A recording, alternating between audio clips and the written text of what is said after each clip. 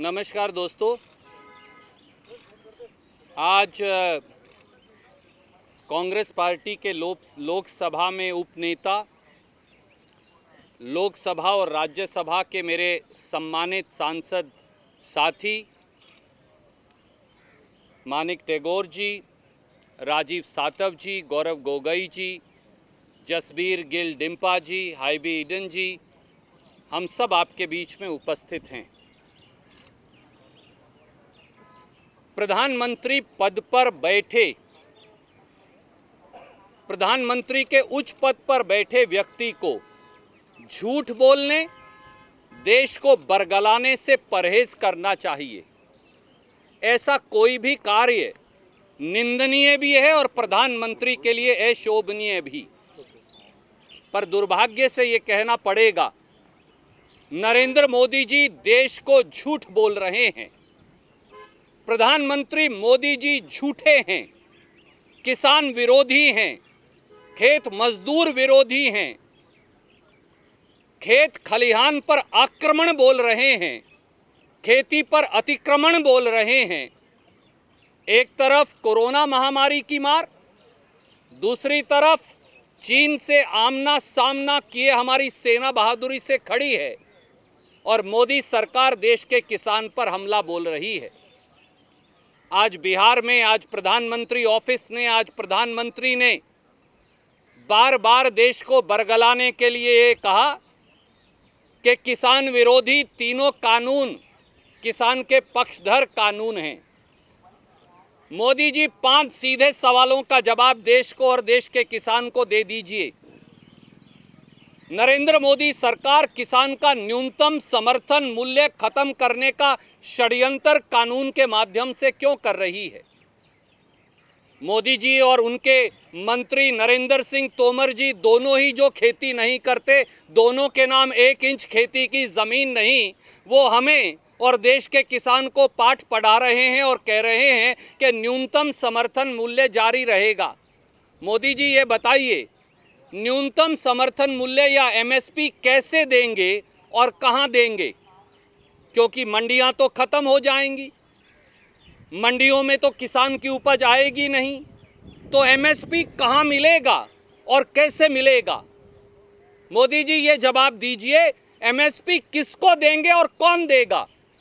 क्योंकि आप तो कहते हैं कि किसान जाकर बड़े बड़े उद्योगपतियों के गोदाम में अपनी फसल बेचेगा या उसके खेत में फसल बिकेगी, तो क्या food corporation of India 62 crore किसानों के खेत में जाएगी एमएसपी देने के लिए? तो कौन देगा और कैसे देगा? दूसरा सवाल, मोदी जी क्या आप जानते हैं, आप कहते हैं कि किसान अपनी फसल देश में कहीं भी बेच सकता है, आपने बड़ा क्रांतिकारी कदम उठाया है, पर किसान तो पहले भी देश में कहीं भी बेच सकता है। पर क्या आप जानते हैं कि कृषि सेंसस 2015-16 के मुताबिक 86.2% किसान 5 एकड़ भूमि का मालिक भी नहीं, उससे कम का है, और देश का 60% किसान 2 एकड़ भूमि का मालिक है। उस 2 एकड़ भूमि के मालिक किसान के पास तो गांव से एपीएमसी की मंडी तक जाने का बस का किराया भी नहीं। जिसके पास बस का किराया भी नहीं, वो पंजाब से मद्रास और मद्रास से कलकत्ता अपनी फसल कैसे ले जाकर बेचकर आएगा? क्या ये देश को बताएंगे? तीसरी बात, आप कहते हैं कि मैंने किसान को आज़ाद कर दिया, वो अपनी फसल किसी को भी बेचे। किसान को तो आज भी एसडीएम और कलेक्टर के दफ्तर में कोई घुसने नहीं देता, पुलिस की चौकी में कोई घुसने नहीं देता। वो किसान बड़े बड़े उद्योगपतियों के सामने खड़ा होकर वकील करके 2 एकड़ का किसान, 3 और 4 एकड़ का किसान जो इस देश में है, वो एसडीएम और कलेक्टर के सामने, बड़ी बड़ी कंपनियों के सामने किस प्रकार से खड़ा हो पाएगा? आप कहते हैं कि मंडी के आड़ती, मंडी का व्यापारी बिचौलिया है, उसे खत्म करना है। क्या आप जानते हैं मोदी जी, जब आप मंडी में फसल लेकर जाते हैं, एपीएमसी में फसल लेकर जाते हैं, तो किसान की सामूहिक ताकत और संगठन के आधार पर, न्यूनतम समर्थन मूल्य के आधार पर उसकी फसल के मूल्य का निर्धारण होता है। यही उसकी ताकत है। पर जब आप मंडी ही तोड़ देंगे, जब एपीएमसी एक्ट ही तोड़ देंगे, जब उसको अपनी फसल अपने खेत में बेचनी पड़ेगी, तो 15.5 करोड़ किसान या कुल 62 करोड़ देश का किसान और खेत मजदूर अपने अपने खेत में 2-2 एकड़ के लिए सामूहिक संगठन बनाकर रेट का निर्धारण कैसे करेगा? और उन करोड़ों मजदूरों का क्या होगा जो मंडियों में काम करते हैं? उन लाखों करोड़ों ट्रांसपोर्टर्स का क्या होगा? मुनीमों का क्या होगा? गरीबों का क्या होगा जो फसल को छानते हैं, साफ करते हैं और फिर एफसीआई को बेचते हैं? क्या आपने इस बात के बारे में सोचा? और प्रांतों की आय वो मार्केट कमेटी की फीस से होती है, ग्रामीण विकास फंड से होती है, उससे गांव की सड़कें बनती हैं। कल भी हमने बताया कि अकेले पंजाब में 70,000 किलोमीटर ग्रामीण सड़कें हमने मार्केट फीस से बनाई। जब ये पैसा ही खत्म हो जाएगा तो गांव का विकास कौन और कैसे करेगा? दोस्तों, सच्चाई ये है कि खेती खाएं, किसान को सताएं, मजदूर को रुलाएं, पूंजीपतियों को पैसा कमाएं तो नरेंद्र मोदी कहलाएं। मोदी जी, आप मुट्ठी भर पूंजीपतियों के हाथ खेती और किसानी को गिरवी रखना चाहते हैं, ये नामंजूर है। और एक आखिरी बात और कहेंगे, कुरुक्षेत्र के युद्ध में इस धर्म युद्ध में सेनाएं आमने सामने खड़ी है। कौरव नरेंद्र मोदी सरकार है, पांडव इस देश का किसान और खेत मजदूर है। कांग्रेस उस किसान के साथ पांडवों के पाले में खड़ी है। आदरणीय साथियों, हम मोदी जी को ये भी कहेंगे कि महाभारत के युद्ध में दोनों तरफ सेनाएं अब खड़ी हैं और बिसात बिछ चुकी है। एक तरफ भारतीय जनता पार्टी है जो कौरव हैं इस देश के किसानों के विरोधी, और दूसरी तरफ किसान और खेत मजदूर पांडव खड़े हैं। कांग्रेस पांडवों के पाले में खड़ी है। अब केवल भारतीय जनता पार्टी को नहीं, अब सत्ता की चाशनी और मलाई खा रहे हर राजनीतिक दल को निर्णय लेना पड़ेगा। नीतीश बाबू, जनता दल को यह निर्णय करना पड़ेगा, वो कौरवों के पाले में मोदी जी के साथ खड़े होंगे किसान के विरोध में या किसान के पक्ष में। अकाली दल बादल को भी ये निर्णय करना पड़ेगा कि वो कौरवों के साथ हैं या किसान के साथ हैं। उनके साथ साथ टीआरएस को भी ये फैसला करना पड़ेगा, एआईएडीएमके को भी ये फैसला करना पड़ेगा, भारतीय जनता पार्टी जेजेपी को भी ये फैसला करना पड़ेगा, वाईएसआर कांग्रेस को भी ये फैसला करना पड़ेगा। इस देश के हर राजनीतिक दल को अब ये फैसला करना पड़ेगा कि वो किसान विरोधी मोदी सरकार कौरवों के साथ खड़े हैं या वो पांडवों के साथ देश के किसानों के पाले में खड़े होने को तैयार हैं। ये निर्णय अब सबसे आवश्यक है। सत्ता की मलाई और चाशनी बहुत खाली, अब देश के किसान और मजदूर के पक्ष में खड़े होने का समय है और यही वक्त की मांग भी है। इससे पहले कि हम आपके सवाल लें, मैं लोकसभा में डिप्टी लीडर गौरव गोगोई जी को कहूंगा कि वो अपनी बात जोड़ेंगे और फिर अंत में हम आपके सवालों का जवाब लेंगे। धन्यवाद रणदीप जी। मैं संक्षेप में कहूँगा, पिछले दिन प्रधानमंत्री मोदी जी का जन्मदिन, लेकिन उनके जन्मदिन के जश्न में भारत का किसान शामिल नहीं था। उनके जन्मदिन के जश्न में भारत का वो बड़ा उद्योगपति जो कृषि क्षेत्र में घुसकर अपना मुनाफा कमाना चाहता है, उनके लिए कल का दिन जश्न का दिन था। लेकिन वो पंजाब और हरियाणा का किसान जिसने पिछले 3-4 महीनों में देश को अनाज दिया, हमारे भूखे श्रमिकों को खाना दिया, कल का दिन उनके लिए काला दिन साबित हुआ। अफसोस की बात यह है कि प्रधानमंत्री मोदी जी अब जिस कृषि क्षेत्र के बिल पर आप भाषण दे रहे थे, कल जब बिल सदन में था तो आप सदन में अनुपस्थित थे।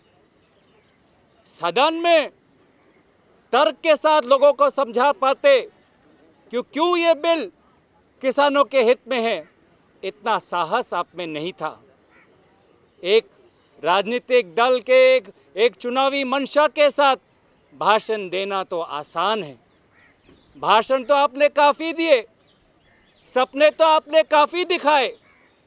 15 लाख, 2 करोड़ नौकरी, digital India, smart city, smart India, get up India, इन भाषणों और झूठे सपनों की तालिका बहुत लंबी है और भारत के लोग भी पहचान चुके हैं। अफसोस की बात यह है कि आप जिस बिहार में जाके आज अपने चुनावी भाषण दी, उस बिहार में एपीएमसी एक्ट अबॉलिश हुआ। अब वहां पे बताइए कि बिहार में जब एपीएमसी एक्ट खत्म हुआ तो बिहार के किसान को कितनी पीड़ा हुई, क्या इसका अंदाजा है आपको? देश के विभिन्न संगठन, किसान संगठन, अकादमिया के विभिन्न प्रतिनिधि सभी कहते हैं कि बिहार एक ऐसा उदाहरण है कि आप ये मत समझिए कि एपीएमसी को खत्म करने से किसानों के दिन अच्छे होंगे। नहीं, किसानों के दिन और खराब हुए हैं।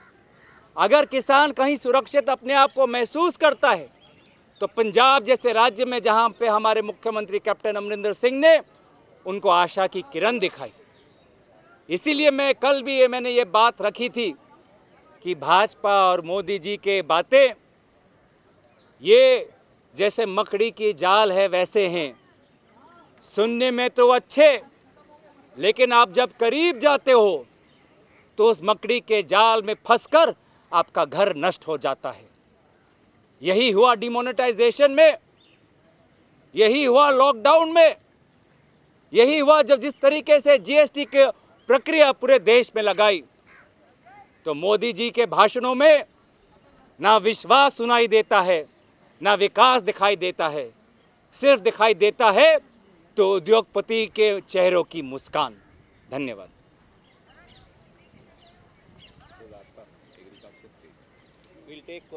पिछले 6 सालों में प्रधानमंत्री के कार्यकाल अगर आप देखेंगे तो ना किसान की कर्जा मुक्ति हुई, ना किसान को कर्जा मिला, ना किसान के दाम को, किसान का जो उपज है उसको अच्छा दाम मिला।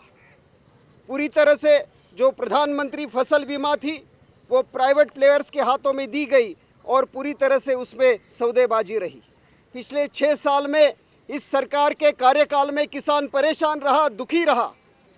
कल 17 सितंबर हम हैदराबाद मुक्ति संग्राम दिन के रूप में मनाते हैं, लेकिन जहां मैं मराठवाड़े से आता हूं, हैदराबाद मुक्ति संग्राम की हम बात करते हैं, वही कल किसान के लिए एक बंदी दिन के रूप में कल का दिन याद रखा जाएगा। क्योंकि किसान को सही मायने में जो थोड़ा बहुत किसान कमा पाता था वो ख़त्म करने की बात इस सरकार द्वारा आई है। इस सरकार ने पहले ही एयरपोर्ट्स का प्राइवेटाइजेशन किया, पोर्ट्स का प्राइवेटाइजेशन किया, अभी किसान का जो मार्केट है उसका भी प्राइवेटाइजेशन करने की दिशा में ये सरकार जा रही है। बड़े बड़े कॉरपोरेट्स को, प्राइवेट प्लेयर्स को ये देकर जो छोटा किसान है, जो 90% की आबादी में है, उसको ख़त्म करने के दिशा में इस सरकार की ये साजिश है और उसके खिलाफ कांग्रेस पार्टी ताकत से खड़ी रहेगी। पिछले कई दिनों से हम प्याज के बारे में कह रहे हैं, महाराष्ट्र की भाजपा भी कह रही है कि प्याज का जो एक्सपोर्ट का बैन है वो उठाइए। क्यों मोदी सरकार सुनना नहीं चाह रही है? क्यों उसके बारे में पहल नहीं कर रही है? क्यों 3 महीने पहले दूध की जो पाउडर है उसका इंपोर्ट करने का डिसीजन लिया गया? जब देश में इतनी दूध की पाउडर है फिर भी आप इंपोर्ट कर रहे हो। आपकी पूरी नीति इस सरकार की किसान के खिलाफ की है और किसान को ख़त्म करने की ये साजिश के खिलाफ कांग्रेस पार्टी आवाज़ उठाएगी। कोई प्रश्न आप पूछना चाहें तो।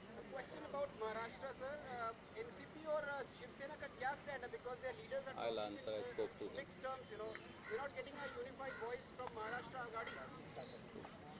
आदरणीय मित्र, मेरी संजय राउत जी से इस बारे में चर्चा हुई है और आप उनसे बात कर सकते हैं। किसान के पक्ष में हमारे मित्र दल खड़े हैं। ये सवाल अब दलों का भी नहीं रहा, ये सवाल अब इस देश में रोटी रोजी खेत खलिहान की आजीविका का है। प्रधानमंत्री मोदी हमलावर हैं इस देश के खेत और खलिहान पर, और दूसरी तरफ किसान और खेत मजदूर और कांग्रेस और उसके साथी खड़े हैं। जैसे भूमि अध्यादेश मोदी जी लेकर आए और राहुल गांधी जी के संघर्ष ने, कांग्रेस के संघर्ष ने उन्हें झुकाया, इन काले कानूनों को भी हम वापस करवा कर दम लेंगे, ये हमारा संकल्प है।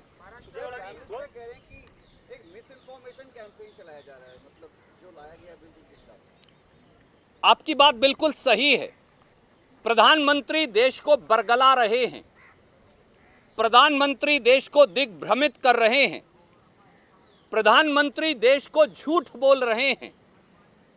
बड़े दुख से हमको ये कहना पड़ता है, प्रधानमंत्री नरेंद्र मोदी झूठे हैं, किसान विरोधी हैं, मजदूर विरोधी हैं। ये तीनों काले कानून इस देश की खेती को पूंजीपतियों की ड्योढ़ी पर गिरवी रखने का भाजपाई षड्यंत्र है। न्यूनतम समर्थन मूल्य खत्म करने का षड्यंत्र है। मंडियों को जहां किसान को उपज की कीमत मिलती है, उन्हें खत्म करने का षड्यंत्र है।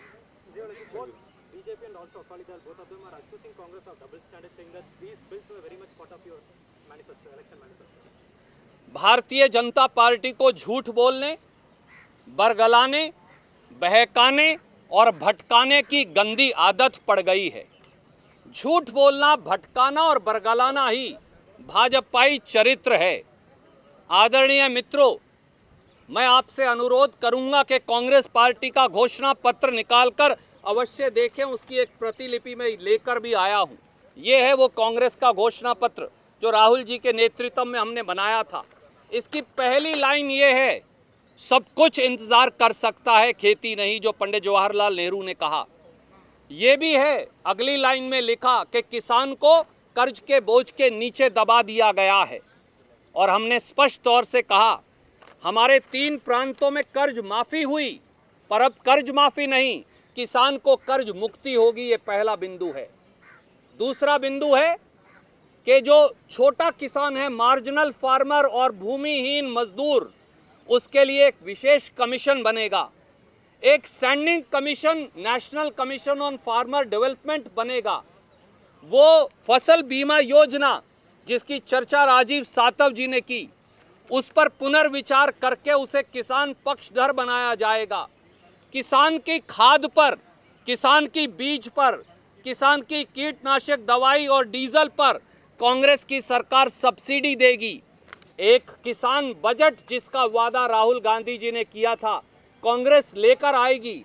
और हम हजारों फार्मर मार्केट, किसान मार्केट बनाएंगे।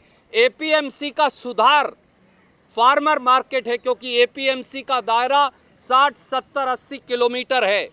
किसान को 60 किलोमीटर जाने में भी दिक्कत है। हमने इसलिए बिंदु नंबर 12 में कहा कि हम 2 किलोमीटर, 3 किलोमीटर के ऊपर हजारों किसान मार्केट बनाएंगे। ये एपीएमसी का सुधार है। ये कांग्रेस ने वादा किया था। इसलिए झूठे भाजपाइयों, अब तो बरगलाने से और भटकाने से देश को बाज आ जाओ, क्योंकि 7 पुश्तें भाजपाइयों की, उन्हें इस किसान का विरोध भुगतना पड़ेगा जो आपने किया है। हरसिमरत कौर के इस्तीफे को आप किस रूप में देखते हैं? क्या आपको लगता है कि इतना बड़ा कदम उन्होंने केंद्रीय मंत्रिमंडल से इस्तीफा देकर उठाया, क्या आपसे उन्होंने मुद्दा छीन लिया? और आपके प्रदेश जहाँ पे दुष्यंत चौटाला अभी डिप्टी सीएम है, क्या आप उनसे मांग करेंगे कि अपना स्टैंड साफ करें और इस्तीफा दे सरकार? आदरणीय मित्र, हरसिमरत कौर बादल जी क्या जवाब देंगी कि जून से आज तक वो चुप्पी क्यों साधे थी? दिखावे और परपंच से कुछ नहीं चलेगा। जब ये तीनों काले कानून मंत्रिमंडल में आए थे, तो हरसिमरत कौर जी ने उसमें सहमति क्यों जताई थी? क्या इसका जवाब अकाली दल बादल के पास है? आज जब ये लगा कि पंजाब में कदम रखना मुश्किल हो जाएगा और सामाजिक बहिष्कार हो जाएगा, तो आपने गुपचुप तरीके से अपनी खाल बचाने के लिए इस्तीफा दे दिया। पर क्या हम पूछ सकते हैं कि सरदार सुखबीर सिंह बादल और माननीय हरसिमरत बादल जी बीजेपी और अकाली दल की साझे उम्मीदवार के तौर पर संसद में चुनकर आए हैं, अगर वो किसान पक्षधर हैं तो दोनों सबसे पहले अपने संसदीय पद से इस्तीफा दें। और आज भी अकाली दल बादल क्यों पक्षधर बना बैठा है सरकार का, मोदी जी की गोदी में क्यों बैठा है, एनडीए के अंदर क्यों है, वो भारतीय जनता पार्टी की मोदी सरकार से समर्थन वापस क्यों नहीं लेते। और पड़ोस में दुष्यंत चौटाला जो उप मुख्यमंत्री के पद का आनंद उठा रहे हैं, वो घोर पाप कर रहे हैं, ऐसा पाप कर रहे हैं जिसके लिए उन्हें हरियाणा का किसान कभी माफ नहीं करेगा।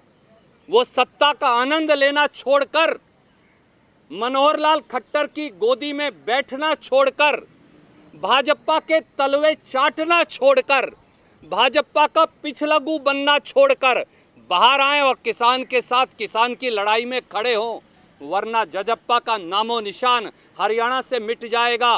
वो जनता दल बिहार के अंदर हो, वो वाईएसआर कांग्रेस आंध्र प्रदेश के अंदर हो, वो टीआरएस हो, वो बीजू जनता दल हो, वो अकाली दल बादल हो, वो जेजेपी हो, ये सत्ता की मलाई खाने वाले इन सब राजनीतिक दलों को अब निर्णय करना पड़ेगा कि महाभारत की लड़ाई में वो मोदी सरकार के कौरवों के साथ खड़े हैं या पांडवों के साथ धर्म और न्याय और नीति के साथ। धन्यवाद। Thank you. सर, एक सवाल है कि बिहार भी कृषि प्रदेश है, वहाँ चुनाव होने वाला है, ऐसे वक्त में ये विधेयक पारित हुआ है, तो बिहार के अलावा पूरे देश भर में आपकी पार्टी और तमाम आप जिन सहयोगी पार्टियों की बात कर रहे हैं, वो अगर वो आपके साथ हैं तो आने वाले दिनों में रणनीति क्या होगी बिहार में भी और देश भर में? देखिए, कहीं ना कहीं किसान विरोधी इन कानूनों के सूत्रधार नीतीश कुमार और वहाँ वाले छोटे मोदी जी हैं, सुशील मोदी जी। 2006-07 में इस षड्यंत्र की शुरुआत करते हुए मोदी जी के नेतृत्व में छोटे मोदी जी और नीतीश बाबू ने ये काला कानून बिहार में लागू किया था।